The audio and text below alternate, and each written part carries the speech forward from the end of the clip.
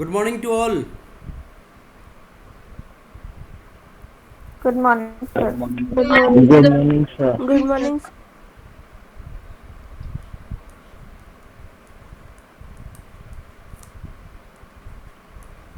Sir एक बार J Thomson वाला experiment दोबारा बता दो।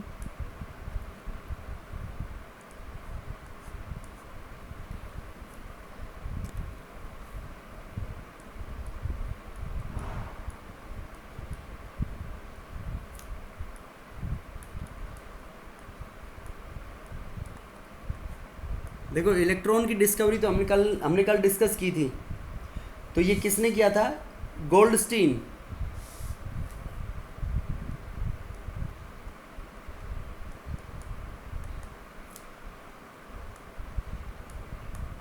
Goldstein repeated the experiment.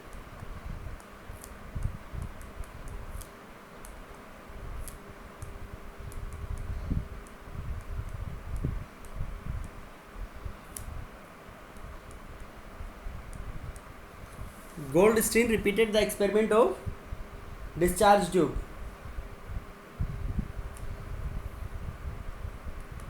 filled with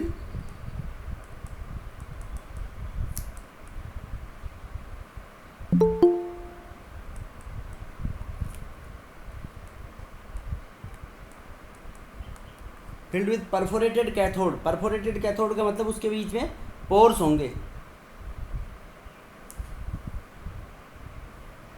ठीक बेटा, perforated cathode in which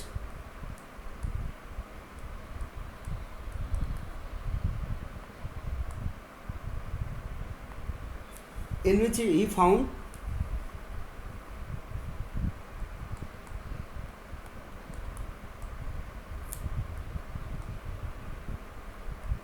new rays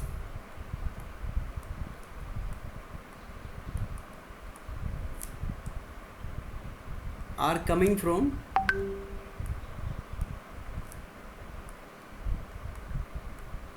holes of cathode. Cathode के होल से न्यू रेज आ रही थी बेटा। ये कल के जैसा ही एक्सपेरिमेंट है। इसमें देखो थोड़ा सा चेंज करेंगे हम।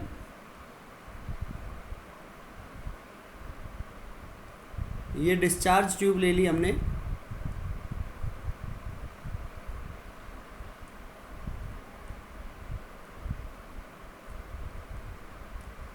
ये हाई वोल्टेज से कनेक्ट कर दिया इसको।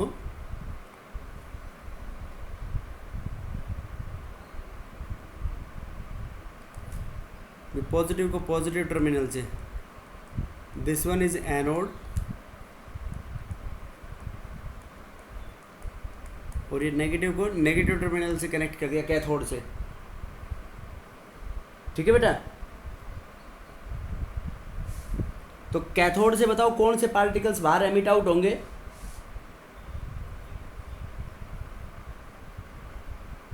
Negative. नेगेटिव। ये कैथोड जो है ये परफोरेटेड था। परफोरेटेड कैथोड बोला है ना हमने इसको। परफोरेटेड का मतलब इसके बीच में क्या थे? Port. पोर्स। All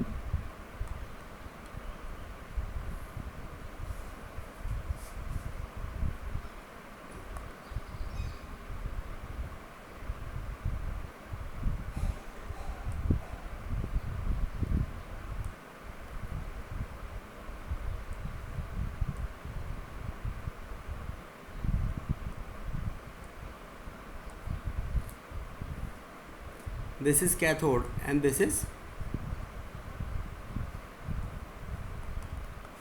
perforated. ठीक है बेटा। तो इसके अंदर देखो ओवरऑल तो चार्ज न्यूट्रल रहना है। तो यहाँ कैथोड से तो कौन से टाइप के पार्टिकल्स बाहर निकलेंगे? इलेक्ट्रॉन्स बाहर निकलेंगे। और इन इलेक्ट्रॉन की बीम को क्या बोलते हैं हम? बताओ। Cathode rays. इलेक्ट्रॉन की बीम को क्या बोलते हैं बेटा हम? Cathode rays. Cathode rays. तो ये कैथोड तो आपके रेज। पास होगी कैथोड रेज। तो ये तो हमने कल डिस्कस की थी कि कैथोड से जो पार्टिकल्स बाहर निकल रहे थे उनको नाम दिया था कैथोड रेज। अब देखो एनोड के अंदर पार्टिकल्स तो न्यूक्लियस के अंदर होते हैं। तो न्यूक्लियस के अंदर से तो प्रोटॉन निकल नहीं पाते हैं। प्रोटॉन्स कहाँ पे होते हैं बेटा? प्रोटॉन्स कहाँ होते हैं? न्यूक्लियस के अंदर। न्यूक्लियस के अंदर, तो प्रोटॉन्स तो वहाँ से न्यूक्लियस बाहर के अंदर। निकलेंगे नहीं। लेकिन क्या हुआ कि जो एनोड रेज, तो एनोड रेज कहाँ से बनी कि जैसे यहाँ पे कोई भी गैस ली थी, नहीं ली थी हमने उसमें कल, तो इस गैस से जब ये टकराएंगी एनोड रेज आके, तो पॉजिटिवली ये गैस का आयनाइजेशन होगा और कौन से पार्टिकल्स बन जाएंगे, पॉजिटिवली चार्ज पार्टिकल्स। जैसे जब हाई स्पीड इलेक्ट्रॉन किससे टकराएंगे, गैस से, तो गैस से टकराएंगे तो गैस का भी आयनाइजेशन करवा देंगे, समझ गए। Yes sir. गैस का आयनाइजेशन होगा, तो ये गैस मान लो हमने X2 गैस ले ली, तो कल हमने पढ़ा था ना कैथोड रेज की प्रॉपर्टीज में, it causes the ionisation of the gas through which they pass, उस गैस का आयनाइजेशन करवा देंगे। तो ये गैस, ये यहाँ पे आयनाइज्ड गैस हो गई, और ये इलेक्ट्रॉन तो कैथोड रेज के अंदर शामिल हो लेगा। और ये एनोड रेज कहाँ से निकलेंगी, these anode rays are not emitted from anode but they are formed due to presence of positively charged particles due to ionization of a gas. तो they form these X plus type particle forms anode rays. ये X plus type के particles क्या बनाएंगे बेटा, anode rays. Anode raise. तो मतलब मैं ये बोल सकता हूँ कि ये तो होगी इसमें high voltage, anode rays are not produced from anode. फिर जैसे कल हमने उसमें पता लगाया था, तो यहाँ पे फॉस्फोरेसेंट मटेरियल डाल देंगे, तो ये मटेरियल, ये एनोड रेज इन कैनाल्स के बीच में से पास हो जाएंगी, तो यहाँ पे ग्लो इज प्रोड्यूस्ड। यहाँ पे जब पार्टिकल्स टकराएंगे तो ग्लो होगा या नहीं होगा। कल जैसे इलेक्ट्रॉन का हो रहा था ना कैथोड रेज का, देखो आज हमने उल्टा कर दिया बस जस्ट उसका। भाई कल इलेक्ट्रॉन्स का डायरेक्शन ऑफ मूवमेंट इधर था ना, राइट हैंड साइड में, और आज किसका है, एनोड। आज पॉजिटिवली चार्ज पार्टिकल्स का मूवमेंट है इधर। और पॉजिटिवली चार्ज पार्टिकल्स किससे बने, these positively charge particles are formed, they form anode rays and they are formed due to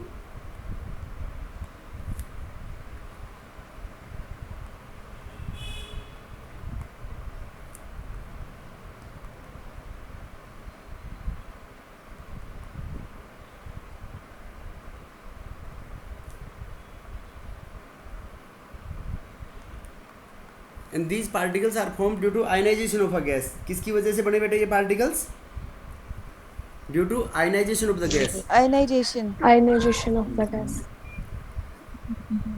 And when these positively charged particles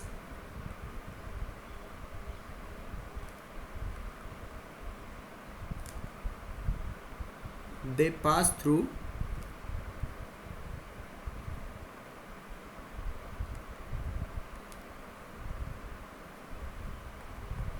perforated cathode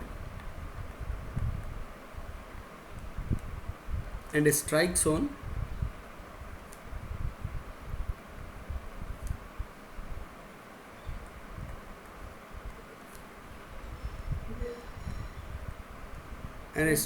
zinc sulfide screen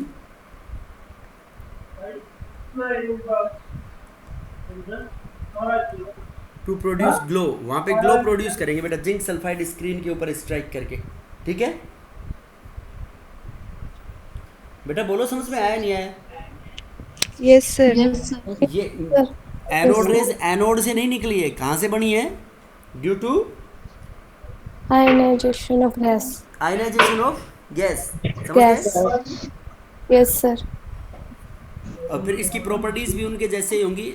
they travel in straight line and cast the shadow of the object. तो shadow बनाएंगे तो इसका मतलब ये कह सकते हैं हम कि they are made up of material particles. Yes sir. Travel in straight line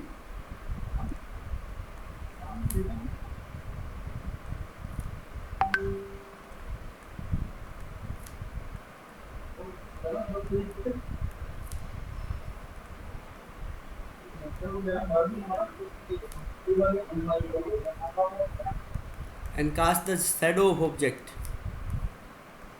sir anode की बता रहे प्रॉपर्टी। क्या बेटा, एनोड की प्रॉपर्टी बता रहे हो। हाँ ये एनोड रेज की। Hence we can say that they are made up of material particles. वो material particles के बने हुए. अब बताओ, कल जैसे उसमें हमने पढ़ा था कि इलेक्ट्रिक फील्ड की प्रेजेंस में कैथोड रेस कहाँ मूव कर रही थी बेटा यहाँ तक कोई डाउट है तो इसको मैं ऊपर ड्रैग आउट कर रहा हूँ. कोई डाउट है तो बताओ इसमें. यहाँ तक बोलो. Sir positive to negative. Very good. Positive से नेगेटिव नहीं बेटा, दे विल बी डिफ्लेक्ट. ये पॉजिटिवली चार्ज पार्टिकल्स हैं तो मतलब they will be deflected towards negative plate in the presence of electric field. Sir ये दो रेड कलर का क्या बेटा? सर ये जो ग्लो होगा ना उसके एनोड की वजह से. बेटा ये फॉस्फोरेसेंस और फ्लोरेसेंस ये डिपेंड करता है किस टाइप के पार्टिकल्स स्ट्राइक कर रहे हैं, तो उसी के बिहाफ पे इनके जो ग्लो प्रोड्यूस करेंगे. ठीक है, ओके सर. समझ गए? जैसे हर पार्टिकल की जो स्ट्राइक करेंगे तो उसकी जो वेवलेंथ है वो क्या होती है बेटा? अलग अलग होती है. तुम तो जनरली ये लिख सकते हो कि दे produces a phenomenon of phosphorescence. Phosphorescence का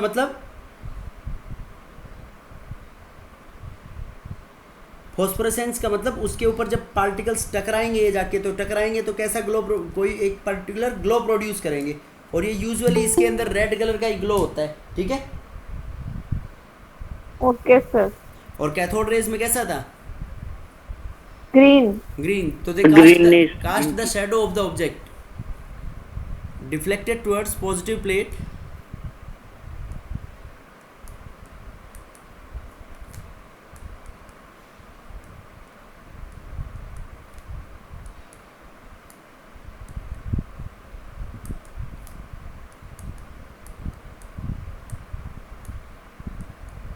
इन प्रेजेंस ऑफ इलेक्ट्रिक फील्ड की प्रेजेंस में कौन सी प्लेट की तरफ डिफ्लेक्ट हो जाएंगी बेटा?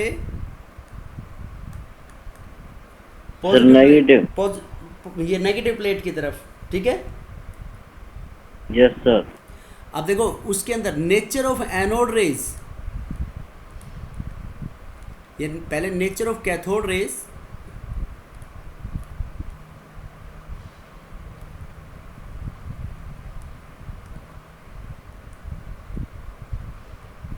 Do not depend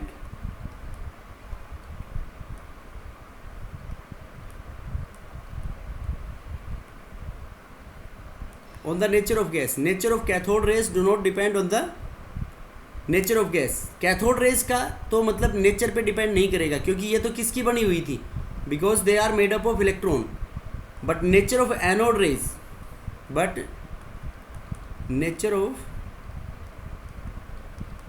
anode rays depends on the nature of gas. Anode rays का डिपेंड करेगा नेचर ऑफ गैस के ऊपर. क्यों डिपेंड करेगा बेटा?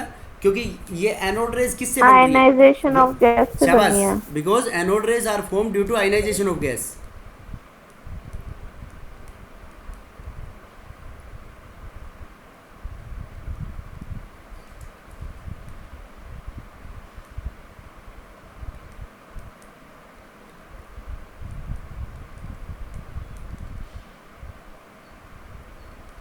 Because anode rays are formed due to ionization of gases. Ionization of gases. ये gas के ionization से बनेंगे बेटा, इसलिए उसके नेचर के ऊपर डिपेंडेंट होंगे. राइट,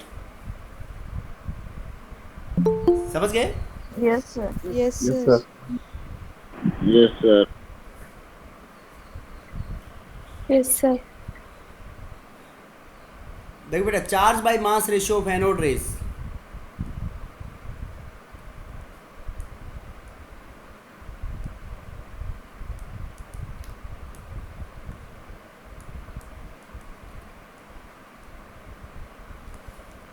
एनोड रेस का जो चार्ज बाय मास रेशियो था वो था 9.6 इंटू 10 की पावर 7 kg. तो देखो यहाँ से मास ऑफ प्रोटॉन आ सकता है. मास ऑफ प्रोटॉन बराबर कितना हो जाएगा? Charge on electron upon charge by mass ratio E/m. Mass of proton, तो ये 1.6 इंटू 10 की पावर -19, ये charge by mass ratio coulomb per KG था ये, अपॉन 9.6 इंटू 10 की पावर 7 कूलम पर केजी। ये कूलम से कूलम कैंसिल हो जाएगा, 7 ऊपर चला गया तो क्या हो गया -7, तो ये हो गया -10 की पावर 26 एंड 1.6 डिवाइडेड बाई 9.6, ये 1.6 के आसपास आएगा।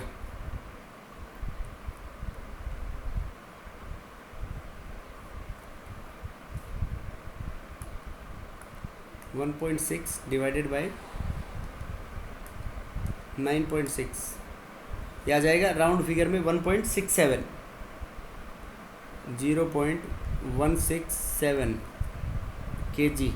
और इसको हम क्या लिख सकते हैं, मास ऑफ प्रोटॉन बराबर 1.67, और यहाँ पे एक पावर बढ़ा देंगे 10 की पावर -27 kg, ये आएगा मास ऑफ प्रोटॉन। ठीक है बेटा,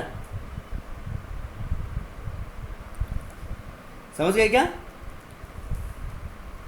यस सर। सर और ये चार्ज बाय मास रेशियो भी डिपेंड करेगा nature of gas taken inside the discharge tube. This charge by mass ratio also depends on nature of gas. बेटा अलग अलग गैसेस के लिए अलग अलग आएगा ना, यस सर। लेकिन इलेक्ट्रॉन तो सब में एक जैसे होंगे, तो इलेक्ट्रॉन्स का जो रेशियो आएगा वो हमेशा क्या रहेगा, सिमिलर रहेगा। सेम। समझ में आया नहीं आया? Yes sir. ये डिस्कवरी ऑफ प्रोटॉन। और जो प्रोटॉन का जो मास होता है ना बेटा, दिस इज इक्वल टू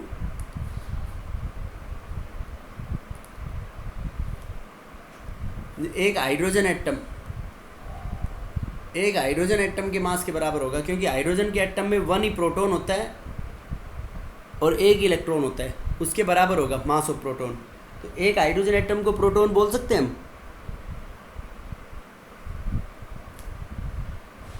बेटा एक इलेक्ट्रॉन है, एक प्रोटॉन है, तो एक इलेक्ट्रॉन को बाहर निकाल दो उसमें से, तो प्लस चार्ज लगा देंगे, तो एक H+ जो आयन है वो एक प्रोटॉन के बराबर हो गया ना। This is equivalent to 1 proton, एक प्रोटॉन के बराबर हो गया ये।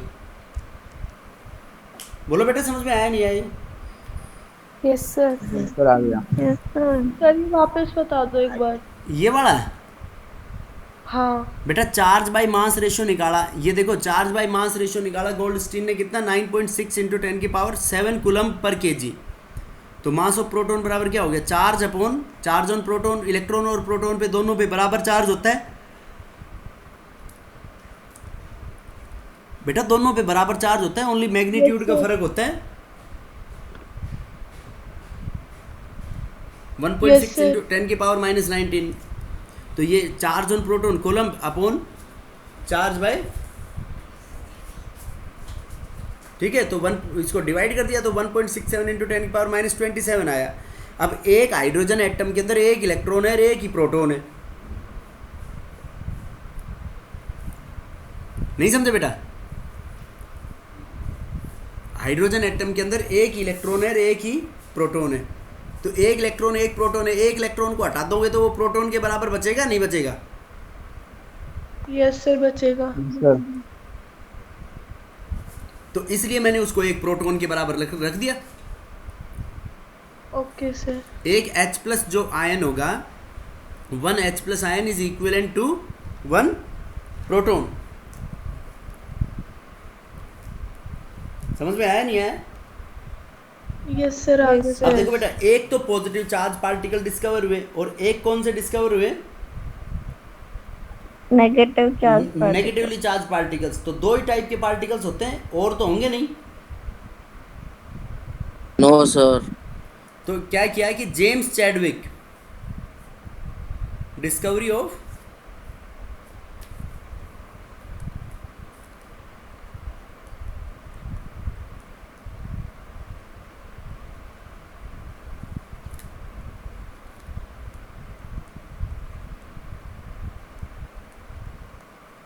ये न्यूट्रॉन। न्यूट्रॉन। किसने डिस्कवर किए थे ये? James Chadwick. James Chadwick. James Chadwick. तो जेम्स चैडविक ने क्या किया, उसने मतलब कुछ स्कैटरिंग एक्सपेरिमेंट्स कैरी आउट किए न्यूट्रॉन्स के ऊपर, नो चार्ज, इनके ऊपर कोई भी चार्ज नहीं होता, इसलिए हम इनको कौन से पार्टिकल्स बोलते हैं? Neutral particles. Neutral particles. तो इसने क्या किए, मतलब कोई लाइट एलिमेंट्स ले लिया, हल्के एलिमेंट्स, और लाइट एलिमेंट्स के ऊपर अल्फा पार्टिकल्स बॉम्बार्ड किए। बॉम्बार्ड का मतलब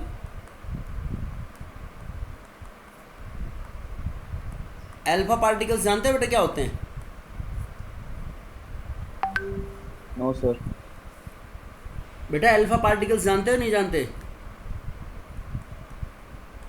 no sir. A de electronated helium atom. De electronated helium atom को बोलते हैं अल्फा पार्टिकल। तो हीलियम के अंदर कितने इलेक्ट्रॉन है? दो। दोनों इलेक्ट्रॉन निकाल दिए तो He2 पॉजिटिव। He2 पॉजिटिव को क्या बोलेंगे हम? एक अल्फा अल्फा पार्टिकल के बराबर है। पार्टिकल। तो उसने लाइटर एलिमेंट्स को जब अल्फा पार्टिकल से टकराया, तो अल्फा पार्टिकल से टकराया तो यहाँ पे क्या बन गया? एक हैवियर एलिमेंट प्लस एक न्यूट्रल पार्टिकल बाहर निकला।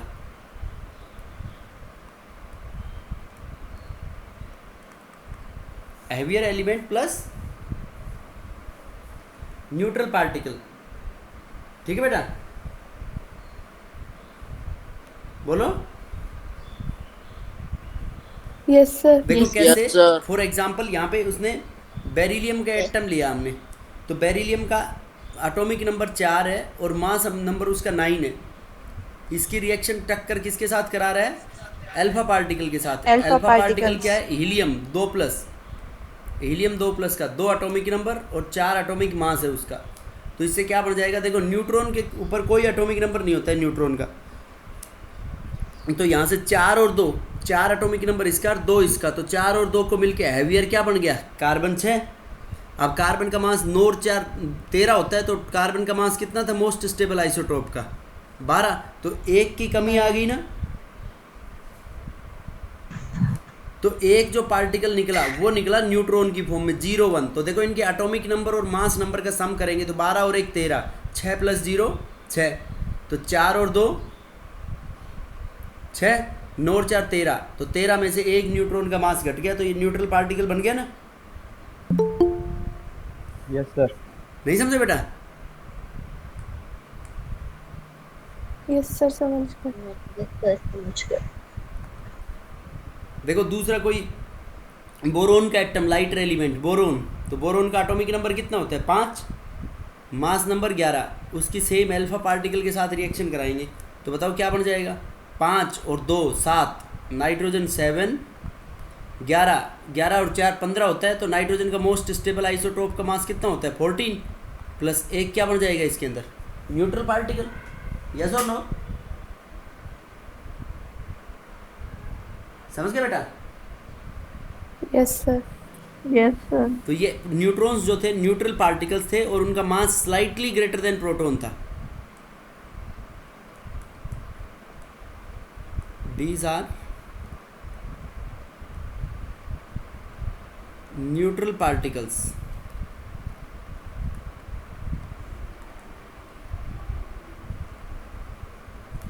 and their mass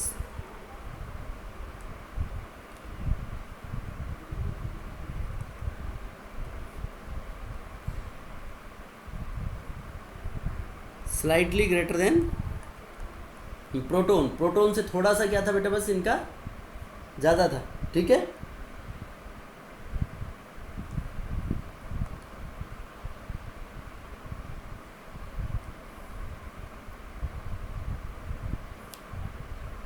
तो देखो इलेक्ट्रॉन को किसने डिस्कवर किया बेटा? इलेक्ट्रॉन को किसने किया? J Thomson. जे थॉमसन ने। जे प्रोटॉन्स थॉमसन। को किसने किया? प्रोटॉन्स को गोल्डस्टीन। गोल्डस्टीन ने। गोल्डस्टीन। और न्यूट्रॉन्स को James Chadwick. James Chadwick. Chadwick. तो देखो अपने पास 3 टाइप के पार्टिकल्स हो गए।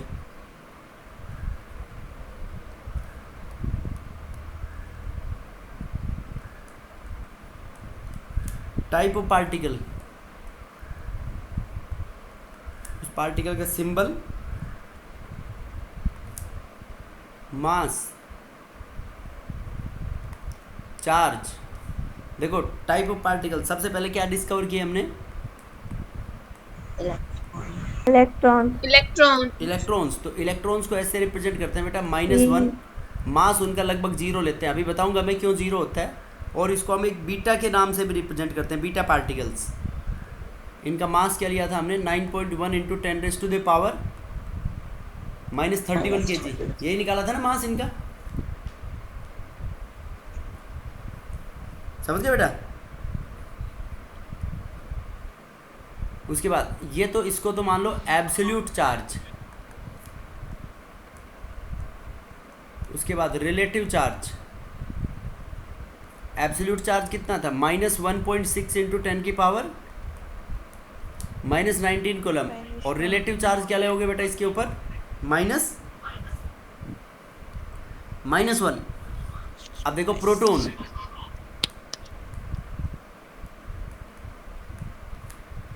प्रोटॉन हम हाइड्रोजन के एटम को बोल सकते हैं, ऐसे रिप्रेजेंट कर सकते हैं। इसके ऊपर एक प्लस चार्ज हो तो प्रोटॉन के बराबर हो गया। Yes, यस और नो? Yes sir. और इसका जो ये सिंबल यही हो गया H11 पॉजिटिव।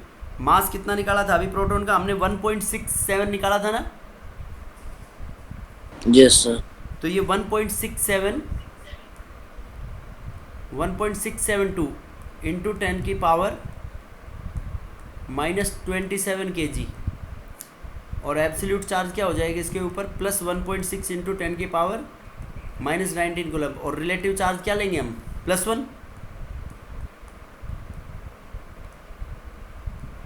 Third neutron.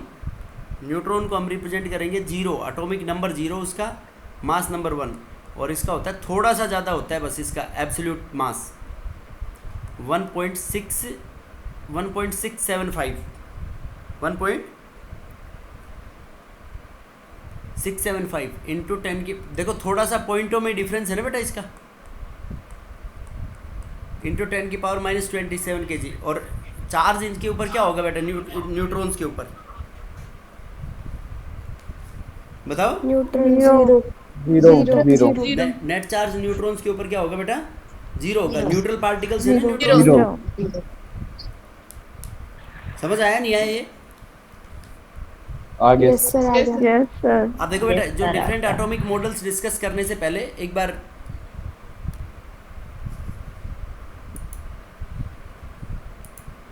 देखो बेटा, तो ये चार्ज बाय मास रेशो इनको बैलेंस करके निकाला था उसने। बोलो ये कल का डाउट है, ये समझ में आ गया क्या सबको? Yes sir. Yes, sir. अब देखो इसके अंदर इस टेबल में एक चीज और पुट कर सकते हो आप लोग।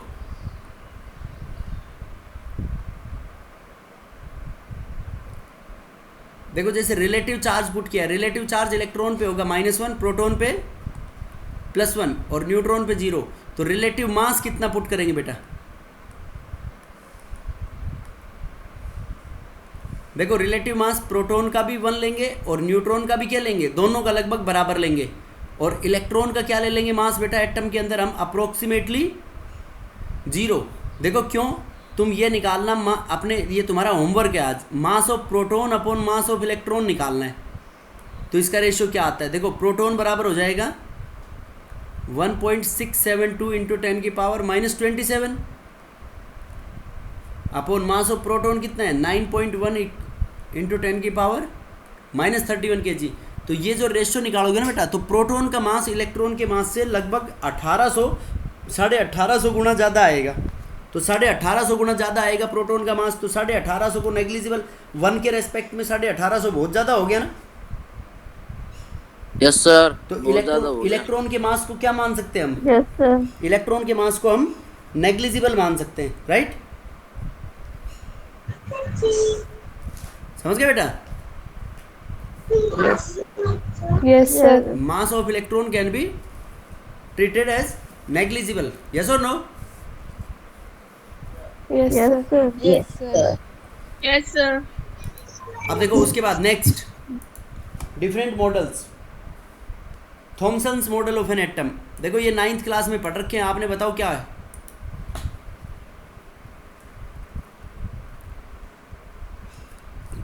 Atomic models.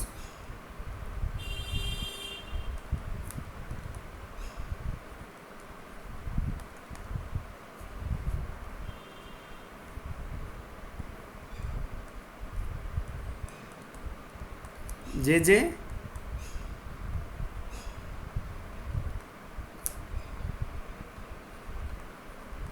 First J Thomson's model. बताओ बेटा क्या बोलता है जे थॉमसन्स मॉडल? ये तरबूज के जैसे बताता है ना, ये जैसे एक राउंड तरबूज हो गया और इसके अंदर क्या है?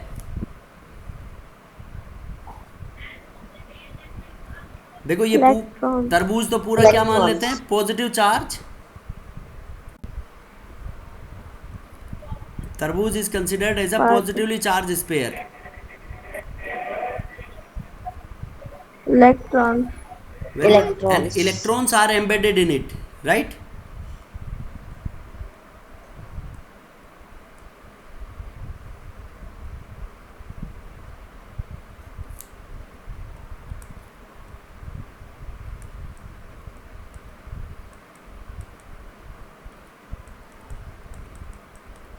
इसको एटम को पॉजिटिवली चार्ज स्पेयर मान लिया और इलेक्ट्रॉन्स को क्या मान लिया बेटा उसके अंदर?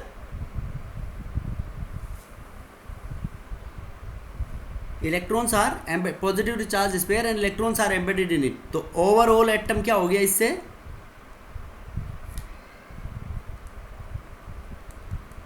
Overall atom is neutral. यही बात बताई थी बेटा जैसे थॉमसन ने. सर एम्बेडेड क्या है सर? एम्बेडेड का मतलब धसे हुए हैं उसके अंदर. Electrons are embedded in it. In it मतलब पॉजिटिव स्पेयर के अंदर. पॉजिटिव स्पेयर के अंदर जैसे तरबूज के अंदर बीज नहीं धसे हुए होते उसके रेड पार्ट के अंदर. बेटा तरबूज के अंदर बीज फंसे हुए रहते हैं ना, सर Yes, sir. तो इसलिए उसने रेड पार्ट को वाटरमेलन मॉडल भी बोलते हैं, इसलिए इसको रेड पार्ट को तो क्या मान लिया? Positive charge sphere. और जो बीज जो ब्लैक ब्लैक सीड्स हैं जो तरबूज में फंसे सर हुए वो हैं, पॉजिटिव तो जो सीड्स हैं उन सीड्स को क्या मान लिया? Electrons, right? Yes sir.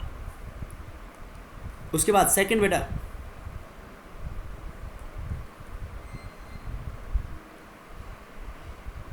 Rutherford model of an atom.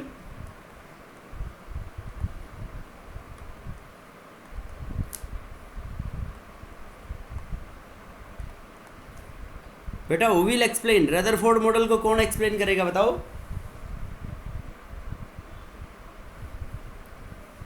देखो रदरफोर्ड ने गोल्ड फॉइल्स लिए थे ना,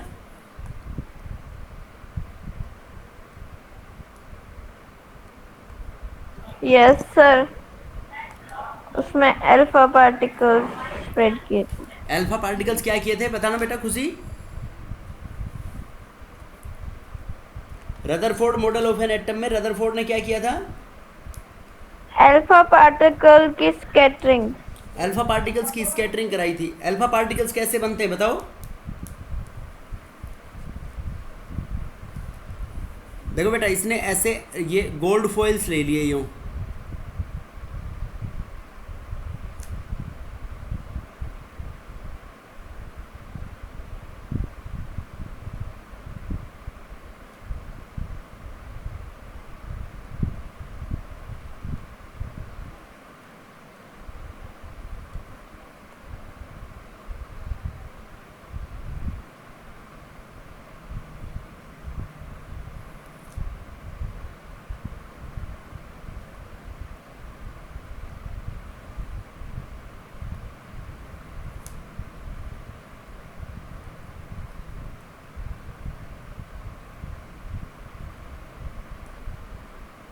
ठीक है बेटा. इन गोल्ड फॉइल्स के बीच में ये जो गोला गोला बनाया है हमने, ये क्या है? न्यूक्लियस है ये ऐसे. अब इसमें अल्फा पार्टिकल्स डाले तो अल्फा पार्टिकल्स कैसे जनरेट होते हैं?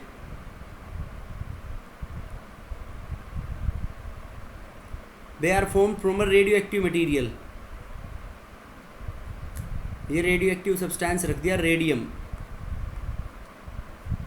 इन लेड चैम्बर।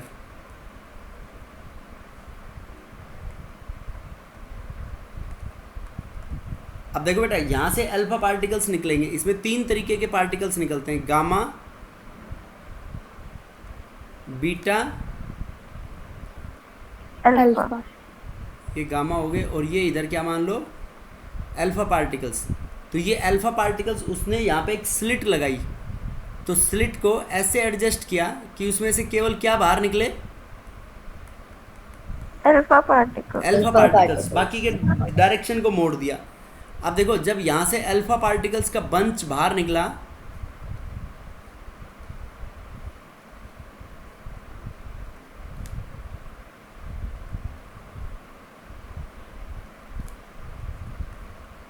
ये अल्फा पार्टिकल्स थे।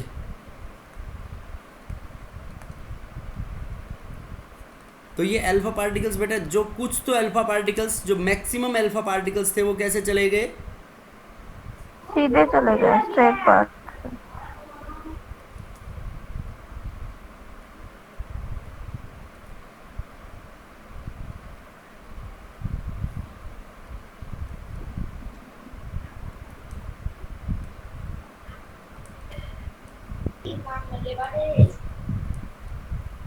देखो इसमें क्या ऑब्जर्व कर रहे हो तुम? सर कुछ पार्टिकल्स स्ट्रेट पाथ पर चले गए, कुछ डायरेक्शन उनका मुड़ गया और कुछ वापस आ गए। न्यूक्लियस से टच होके कुछ वापस न्यूक्लियस से टकरा के वापस आ गए। देखो न्यूक्लियस के अंदर से ओनली अल्फा पार्ट, इस स्लिट के अंदर से ओनली अल्फा पार्टिकल्स पास होंगे। अब alpha particles positively charge helium nucleus को बोला था ना, डी इलेक्ट्रोनेटेड हीलियम एटम को। Yes sir. तो ये भी अल्फा पार्टिकल्स हैं। तो इसने क्या देखा बेटा, जब ये अल्फा पार्टिकल्स बॉम्बार्ड किए, रदरफोर्ड ने, ही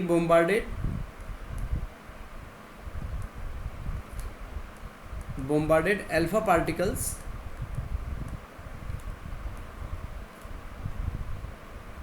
on gold foils। Gold foils के ऊपर अल्फा पार्टिकल्स डाले, तो इसमें मतलब 99.9% alpha particles passed straight. 99.9% alpha particles, 99 point alpha particles कैसे चलेंगे बेटा? स्ट्रेट। Passed straight. अब देखो, मैं एक बैठा बैठा एक बॉल फेंक दूं और बॉल बाहर चली जाए रूम से, तो तुम ये कहोगे कि रूम में कहीं ना कहीं खाली जगह है, इसलिए बॉल बाहर चली गई। Yes sir. तो मतलब उसने क्या कहा कि इस बात से क्या कंक्लूड किया इसने, कंक्लूजन क्या निकला इससे? कि एटम्स का ज्यादातर हिस्सा खोखला है। वेरी गुड, एटम्स का ज़्यादातर हिस्सा खोखला है, राइट। इसका कंक्लूजन यह था कि most of the part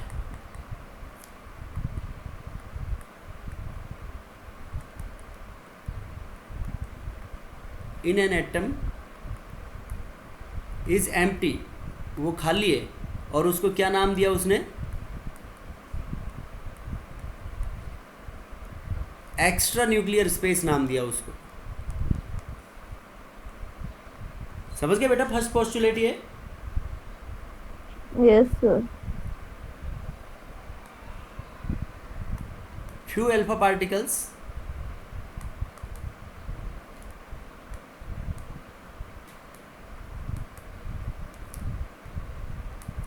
deflected at small angles. कुछ अल्फा पार्टिकल्स स्मॉल एंगल्स के ऊपर डिफ्लेक्ट हुए।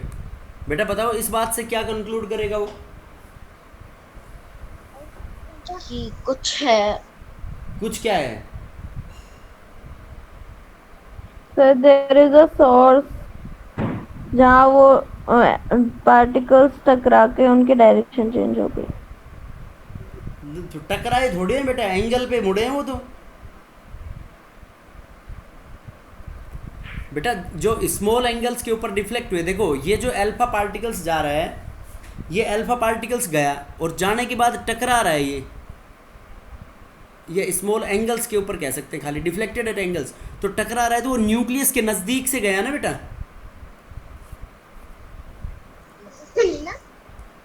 इट इंडिकेटेड, नहीं समझे बात बेटा? जब प्लस प्लस का था तो प्लस प्लस के नज़दीक से गया, तो जब प्लस का जो फील्ड मिला उसको तो रिपल्शन हो गया वहाँ से, तो इसलिए उसने अपना रास्ता बदल लिया। It indicated that alpha particles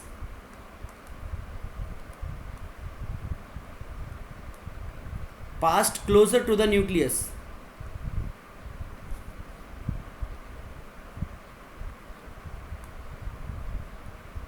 alpha particles कहाँ गए बेटा? Closer to the nucleus, nucleus के नजदीक से गए। हेंस न्यूक्लियस के अंदर कोई पॉजिटिवली चार्ज पार्टिकल। हाँ बेटा, hence it indicate alpha particles passed closer to the nucleus in the positive field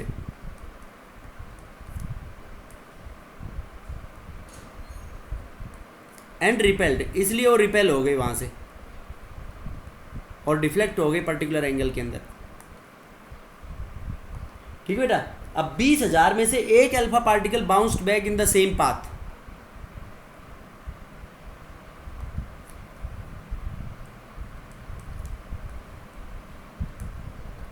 out of 20,000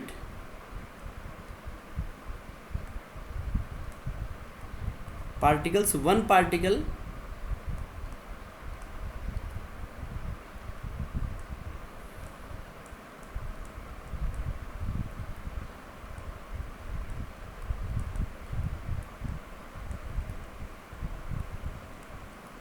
same path में बाउंस बैक हो गए बेटा।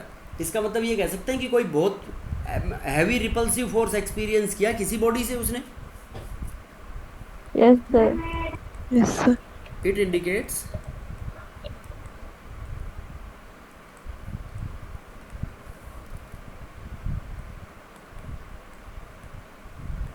that alpha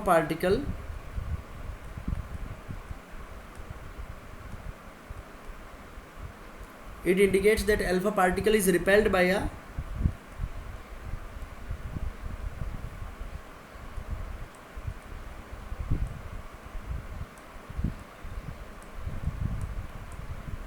heavy body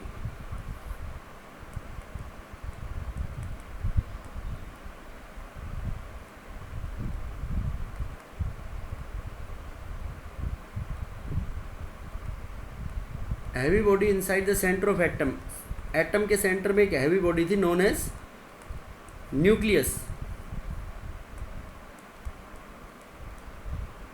heavy positively charge body is located in, positive से repulsion हुआ ना बेटा, strong. Heavy positively charge body is located inside the centre of an atom. Atom के बिल्कुल सेंटर में, और उसका क्या नाम दे दिया उसने? न्यूक्लियस। इसी तरीके से न्यूक्लियस की डिस्कवरी हुई। ठीक है बेटा? Yes sir. फिर इसने साइज ऑफ एटम और साइज ऑफ न्यूक्लियस निकाली। Size of atom, this is approximately 10 raised to the power minus 10 meter, and size of nucleus 10 की पावर माइनस 15 है। शाबाश, 10 की पावर माइनस 15 मीटर। ये भाई एक्सरे एक्सपेरिमेंट्स।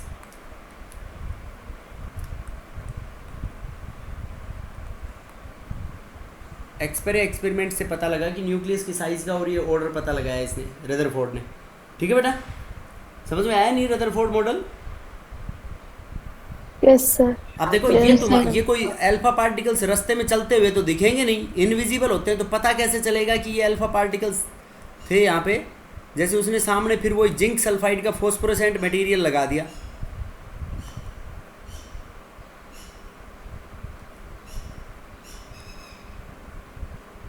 ये जिंक सल्फाइड का सर्कुलर स्क्रीन, तो इस स्क्रीन के ऊपर दिख रहा था पार्टिकल्स, मतलब 99.9% अल्फा पार्टिकल्स स्ट्राइक स्ट्रेट। कैसे टकरा रहे थे? वो सीधे टकरा रहे थे बेटा, बिल्कुल। ठीक है? 99% अल्फा पार्टिकल्स स्ट्राइक स्ट्रेट। और ये जो गोल्ड फॉइल्स थी, ये गोल्ड फॉइल्स की थिकनेस कितनी थी? 100 नैनोमीटर थिकनेस। बेटा इन गोल्ड फॉइल की जगह कोई और मेटल ले लें तो ये ऑब्जर्व होगा या नहीं होगा? सर नहीं होगा शायद। नहीं बेटा होगा।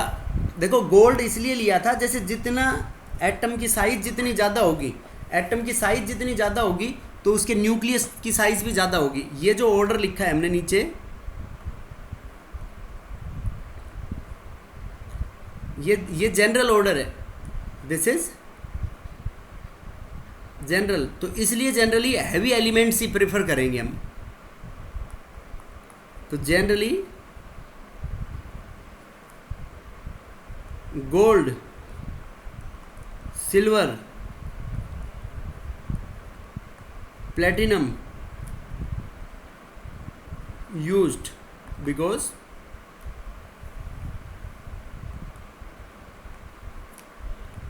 इनकी न्यूक्लियस की साइज भी बड़ी है।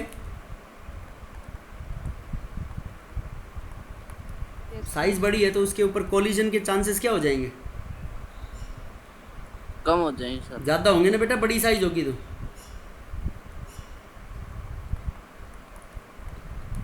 बेटा कम होगी साइज तो कोलिजन मॉलिक्यूल्स तो सीधे ही चले जाएंगे अल्फा पार्टिकल्स बिना टकराए। यस सर बेटा बोलो समझ में आया नहीं आया ये रदरफोर्ड एक्सपेरिमेंट?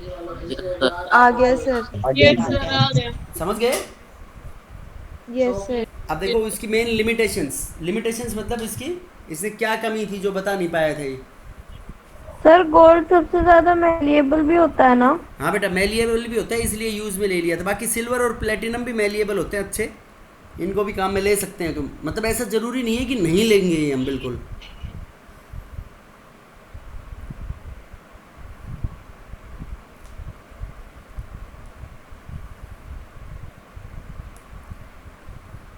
इसके जो कंक्लूजन्स है वो बेटा we will discuss tomorrow. Okay, thank you. Thank you sir.